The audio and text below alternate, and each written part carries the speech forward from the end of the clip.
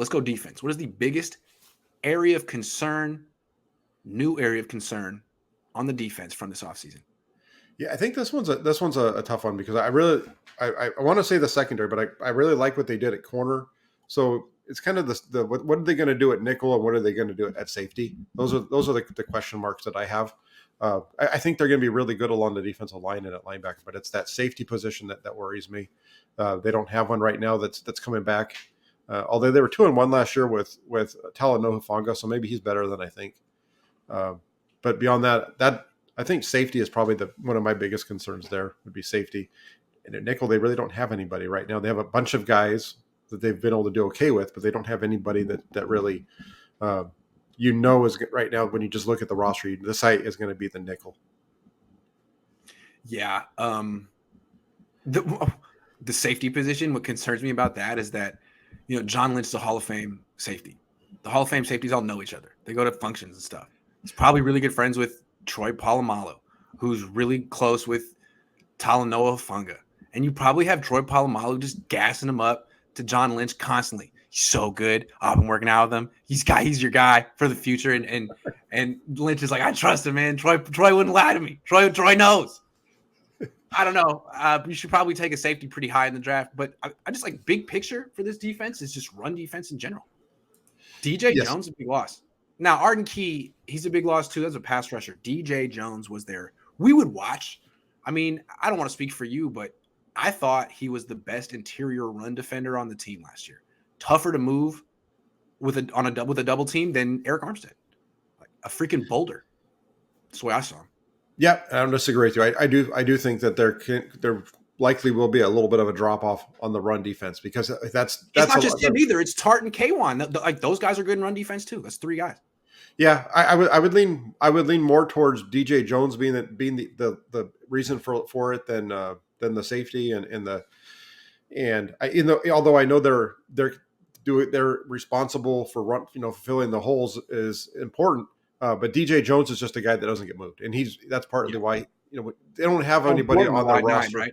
Yeah, what's that? They don't have anybody on their roster that can get the tackles for loss from that position like he does. I think they'll be okay if Javon Kinlaw is as healthy as he says he is. I think they'll be okay there, but I still think there's going to be a little bit of a drop off in run defense. Yeah. So, I mean, a lot of people say it's a passing league. I don't think the Rams care that much, although they did just sign Bobby Wagner, probably just because they got to stop the Niners at some point. But yeah, run defense. Got a couple of donations. Gabriel says, people so hard on Trey. Poor kid had 2 starts and his second was just as good as any rookie all year. He settled in versus Texans in the second half. I've seen him do that in the preseason, regular season now. That's kind of how I feel about him. Like, it was 2 starts. He settled in the second start. We really need to see more.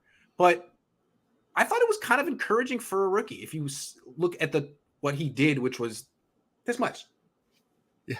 No, I agree with you. I see a lot of stuff going around about him, and I don't know why anybody would be as hard as they are on him just based off of what we saw in week 17. I thought he played really well in that game. Even when you go back to week 5, even though it wasn't just Trey Lance, the whole offense was out of sync in that game. Yeah, I mean, that was his first start. Kyle Shanahan had no idea how he wanted to use him. I'm not sure. Maybe that was a joke or just an experiment. I don't know. Maybe he was just trying to figure out what not to do. And I think he did. He learned this is exactly what not to do. And then the next game, he did it totally differently. I don't know. That's my best guess. Yeah. Gabriel has another one. He says, also, Kyle realized he has a quarterback that will let it fly, and he adjusted after 1.5 games. That's why you see all the new coaches, because he's building a new offense. Hey, man, Gabriel's got a good lineup. I mean, I could see that. It seems like Kyle was trying to get Trey Lance to prove himself running Jimmy's offense. Hit the slant. Show me you can hit the slant. And once he finally did at the end of the first half of the Texans game, Kyle's like, all right, now we're going to do play action. And it worked. So, I don't know. Maybe he had to earn Kyle's trust first. Yeah, I think. Well, yeah, we saw them finally hit a couple of plays together, and you saw there be some cohesion between those two guys, and that, like we talked about at the beginning, that's really what this comes down to. Is Kyle needs to know that they need to see the field together. So Kyle needs to feel that when he calls a play, that Trey's going to kind of see it and run it the way that he thinks, and Trey Lance has to kind of see it the way that Shanahan's calling it. They need to work together. They need to get on the same page.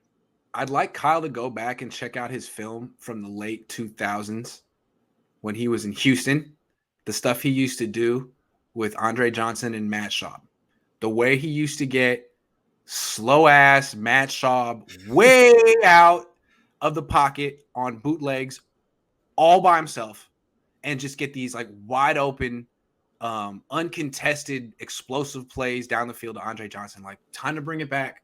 And he did that a lot with Matt Ryan too. Like, Kyle at his best is like an unstoppable play action machine. And the fact that he could do as much as he did with Jimmy Garoppolo, who pretty much like nixed play action from the playbook, is a testament to Kyle. But I think he's coming back. And I think that bodes well. I mean, it looked good in the second half of the Texas game. I agree. I agree. Yeah. I'm with you. Michael says Noah Ellis, Marquand McCall, nose tackle that can replace DJ. All right. You heard it here first from Michael Duran. Take note.